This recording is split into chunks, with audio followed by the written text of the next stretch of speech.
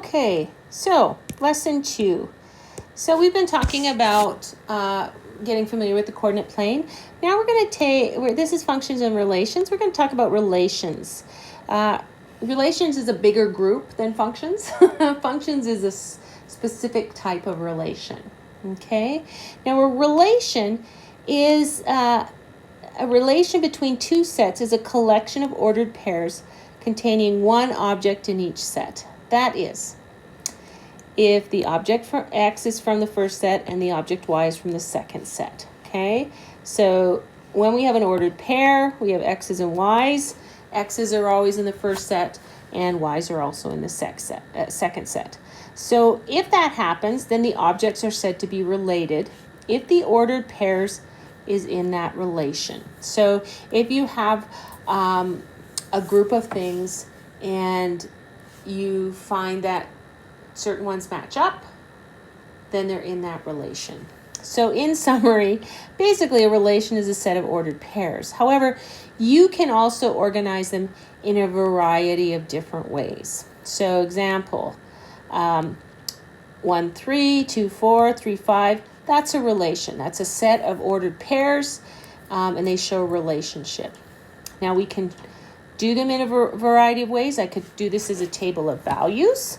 So I could put 1, 3, 2, 4, 3, 5. Okay, that would be a way to express that relation. I could graph them. So 1, 3, 2, 4, 3, 5.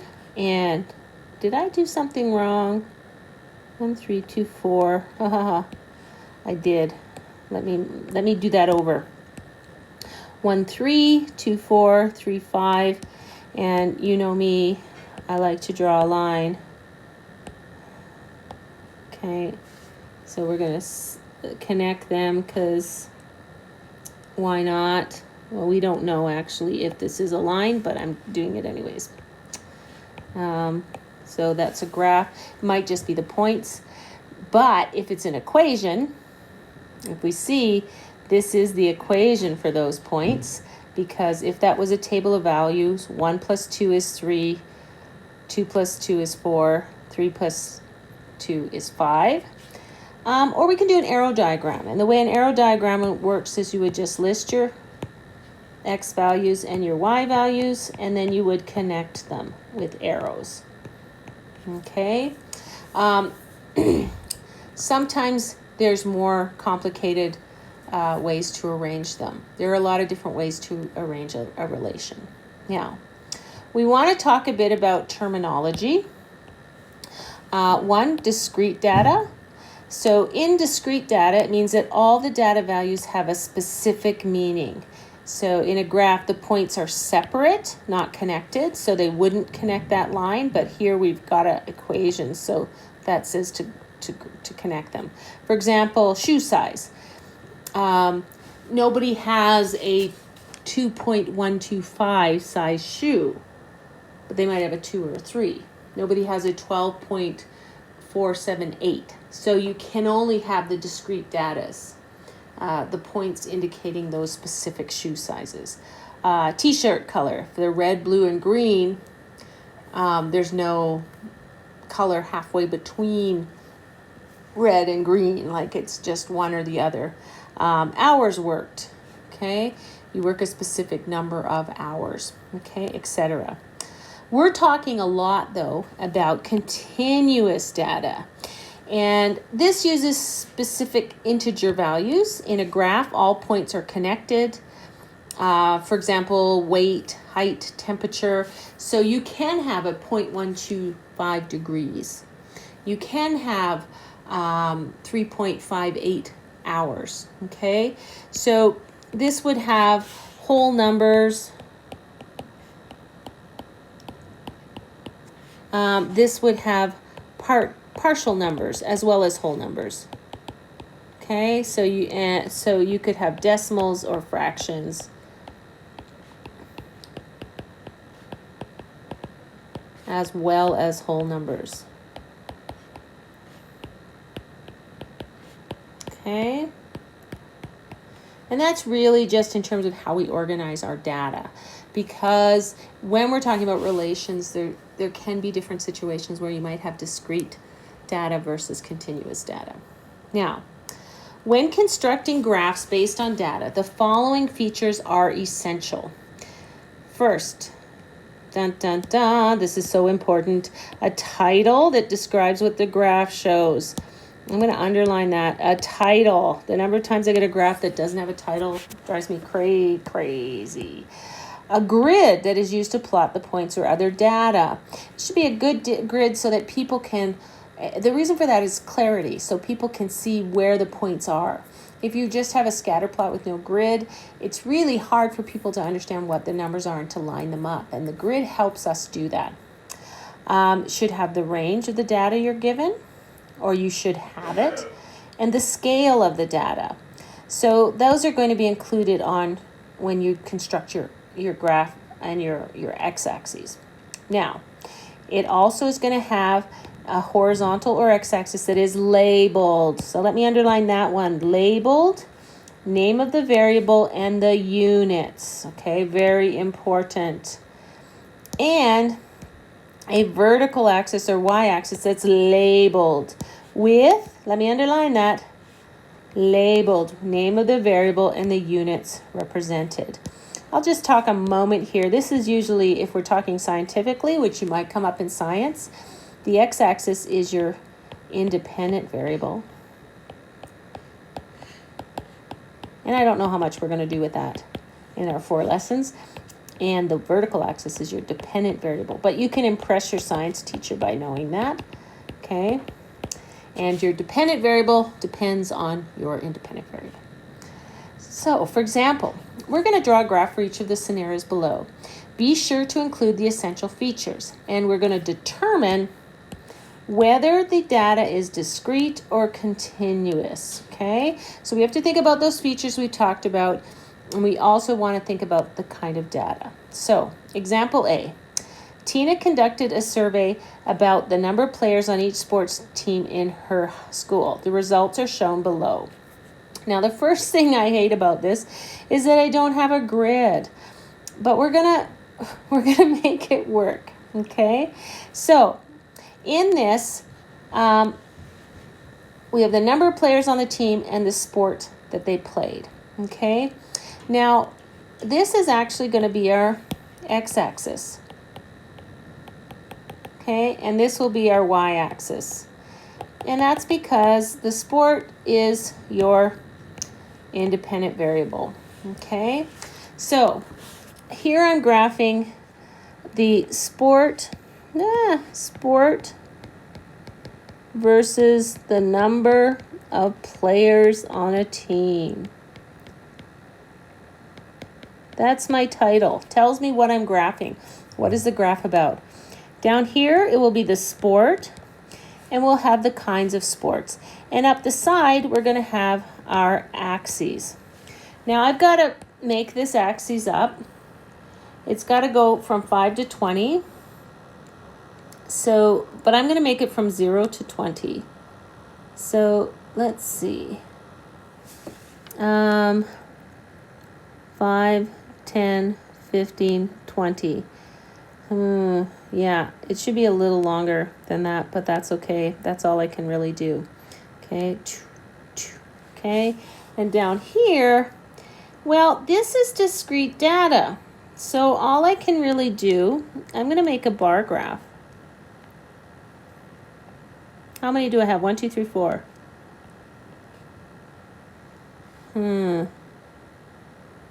This is not, okay, I'm going to erase the bottom and redo it. Whoop. Okay. And the reason for that is because I'm going to shift this over. And I'm going to go 1, 2, 3, 4. Because I'm going to do a bar graph. Okay. So on this side, this is the number of players per team. And it's going up 5, 10, 15, 20. And your graph might look a little different. And here I'm just going to put the first letter: basketball, hockey, soccer, football. Now I'm going to freehand this. So let's see. Basketball goes up by 5. So it would be here. Hockey goes up to 10. I should probably do a line across.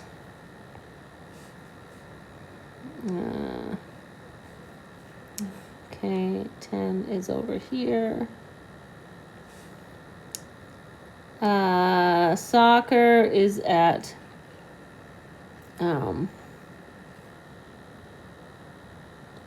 15. And oh, that's really bad. This would be so much better. This is where you need a grid. And this goes like this. So much better if I actually had a grid. So this is actually not really good paper. It'd be better with a grid on it, okay? Because I don't have one. Now I can sketch in something for that. No. Sorry. Just looking at my ruler, we could say, okay, well, this is 5. Oh. You're saying, Mrs. Finley, you're making this too difficult. Yes, I am. That's 5. That's 10. That's 15. And that's 20. So I need to fix, because I'm a little bit of a perfectionist with some of this stuff, and this is not perfect enough for me. So, and you've got time. So we're going to put our little line there, and then I'll draw. I will let it go, and I will freehand this. But at least they look better now. You can color them in too. That would help in terms of how they look. You know, the interesting thing is you can use technology now to do graphs. So cool. But that's okay. It would be easier with an actual grid to help you. And this doesn't really have that. Okay. So looking at this type of data is just down below here. This is discrete because it has to be. It's in pieces. It's because hockey doesn't overlap into soccer and football. You don't have 13 players all of a sudden. You have 5, 10, and 15, and 20. Very specific, discrete amounts. Okay. For this one, it is time versus temperature. So that would be our title, time versus temp. And I'm going to make time the x-axis and temperature the y-axis. And the reason for that is, generally speaking, when you have time, it's going to be your independent variable. Time goes at a set rate. You can't shift that time. It's just what it is. Okay? So on the bottom, we have time. And let's erase whatever was happening there. So we have time in hours. Yeah, sure. And we have temperature in degrees Celsius. So here, 7, 8, 9, 10. It's going up by 4. So let's put our measurements in. I wish I could make my ruler a little smaller, but I can't. Okay. So I have, we'll say this is 7, 8, 9, 10. And I am going to scoot my little line up because it's going to help me. And I'll put it on a different pen.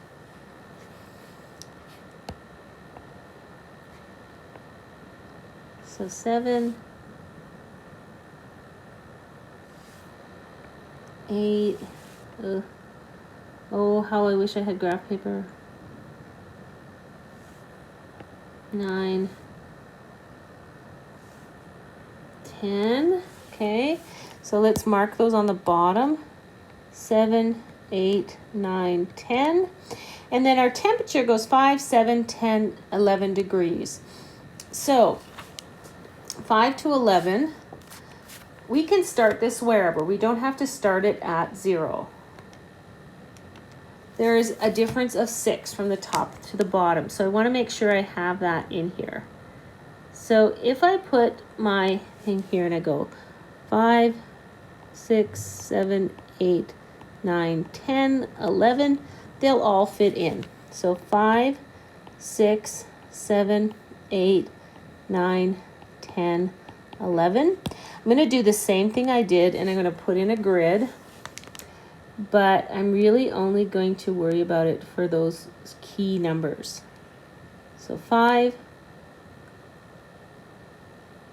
7, 7,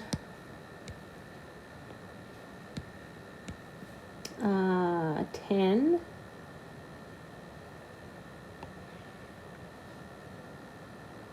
and 11. Okay, now you could put the grid in for the whole thing, and you probably should use graph paper, but now what we can do is we can graph these points. So at 7 o'clock, we were at 5 degrees. At 8 o'clock, we were at 7 degrees. At 9 o'clock, we were at 10 degrees. And at 10 o'clock, we were at 11. Now, this is not a straight line. It kind of goes up, up, and over. But we can connect them because this is continuous data. It's showing how the temperature increased, right?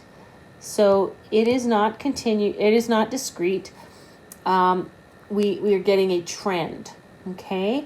But that means between 7 and 8, it probably moved from 5 to 7. So we have different degrees in between those times. And we also have a 7:30 and a 7:45 and that sort of thing. Those just aren't our actual points, but those can be included on the graph. So yeah, you're going to want to have graph paper as opposed to a blank grid. It's funny because that's what it says right here. I didn't make this booklet up, so now I know what to fix for next time. Okay, now, remember I talked about independent and dependent variables. Now the independent variable is the variables whose values are not altered by changes in the other variable. In the ordered pairs, this is always the first variable, and so it's always the x-axis. So I kind of talked about that already. And it is the input value of a function. When we start talking about functions, that's what our x is. We also have a dependent variable, and it's the variables whose values depend on the values of the independent variable. So they change according to that input. In ordered pairs, this is always the second variable, so it's always represented by the y-axis. And this is the output variable. So it's always the y value. It's always the vertical. So this would be horizontal, and this would be vertical. Okay, so identifying independent and dependent variables. In an ordered pair, it goes independent, dependent. In a table, generally independent, dependent. So this table is actually kind of wrong, or no, this one is kind of wrong. Trust me on it, okay? In an equation, because y is your output, you're putting x into the equation to get your y. And in a graph, you're going to have your independent variable along this axis and your dependent variable along this axis. Okay, so for example, this table shows the height of different students in class. So the dependent variable would be the students. No, wrong. See, I messed myself up by putting them in that order. The dependent variable would be the height because it depends on which student it is. The independent variable would be the student. And is this discrete or continuous? Well, this would be discrete because Amber is only one specific height. Charlie is only one specific height. There's no connector between them, okay? So that would be discrete data. All right, now we're also going to talk about rates of change in graphs. Now, this is talking about continuous data. In a graph, you can have a lot of different things happening, okay? We could have a constant increase, and in that we have an increase would be an upward slope, and if it's, oops, that is the wrong pen. If it's constant, that means it's going up in a straight line, okay? We could have it going down, and if it's constant, it would be in a straight line, okay? We could have a gradual increase, so it would start, and then it would get bigger and bigger and bigger. So it's increasing, but it's not a straight line. It's slower, right? Okay. Or we could have a gradual decrease. So again, we get this shape where it's going like so. Okay, so it's not constant. And there can be a variety of steepnesses to this, so it could go more like that, depending on what's going on. But those are still gradual decreases. And similarly with the increase, there could be a variety of increases going on. Okay, there's steepness could change. It could change with your constant increases as well. So if we looked at this, as long as that line is going up, it's an increase, and as long as it's going down, it's a decrease. But the steepness of the line can change. Okay? We could also have a mix. So maybe we have a gradual increase. So we're going up, and then we hit a point and we start to go down. Okay? Oh, look, it changed it into a parabola. Well, that's the same kind of thing. Or it could go, I wonder if it's going to do it again. No. So just gradual increase. Or, and this is one, you can have no change, in which case you have a flat line. And that, again, can be at different points. The big thing is that there's no change from up or down. Okay? So there's a variety of different things that can happen with your rate of change in your graphs. Okay? So choose the correct rate of change graph for the following scenarios.